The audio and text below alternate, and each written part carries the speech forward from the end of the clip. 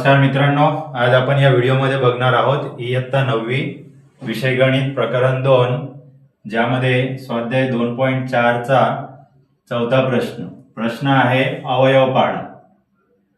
तर चला अवयव पाडूया।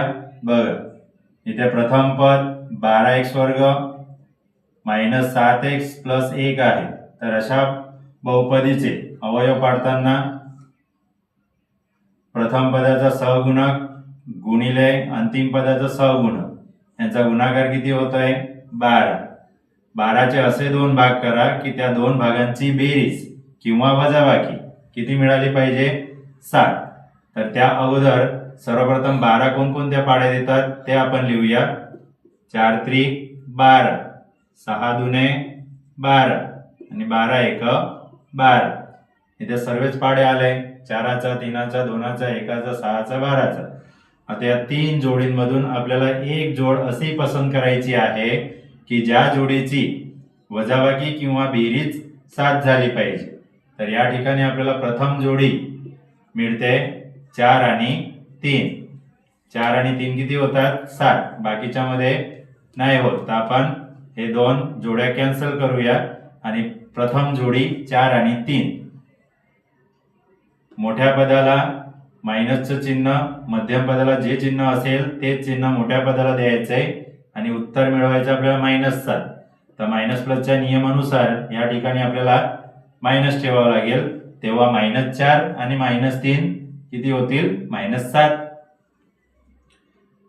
मध्यम पदाला चल x आहेत, त्यामुळे आपण इकडे दोन्हीकडे x ठेवूया। याला म्हणतात मध्यम पदाचे विभाजन करणे। या ठिकाणी आपण प्रथम पद जसंच्या तसंच लिहूया। मध्यम पदाचे विभाजन केले आपण 4x - 3x प्लस 1। सामान्य काढा। या दोन्ही पदांमध्ये 12 आणि 4 कोणत्या पाड्या देतात 4च्या। अजून दोघांमध्ये काय x, कंसात काय राहणार 4 त्रिक 12 आणि इथं 4 एक 4। या दोघांमध्ये सामान्य काहीच निघत नाही, म्हणून काय लिहायचंय 1। कंसात काय राहणार 3x - 1। का मायनस केलं, कारण की बाहेर मायनसचे चिन्ह आहे। बाहेर मायनस असेल तर चिन्ह बदलायचं, प्लस असेल तर मायनस, मायनस असेल तर प्लस।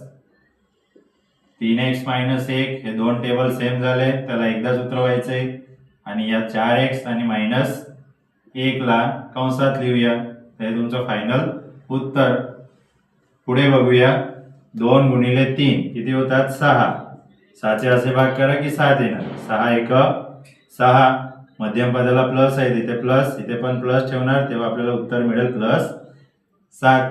या ठिकाणी x आणि या ठिकाणी 1 न लिहिता डायरेक्ट x लिहूया। 2x चा वर्ग plus 6x plus x plus 3। सामान्य काढूया। याच्यात 2 आणि 6 मध्ये सामान्य निघेल 2, अजून x, कंसात बाकी राहील x प्लस 6।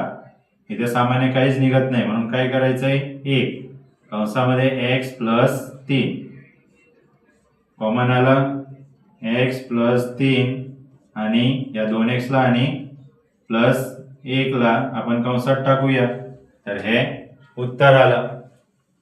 तिसरं गणित 6 गुणिले 6 किती होतात 36। 36 चे असे भाग करा की 5 येणार, 9 चौक 36।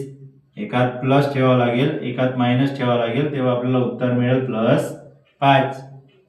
दोन्ही पदांना x प्रथम पद जसे आहे तसेच 5x चे विभाजन केले आपण 9x -4x -6।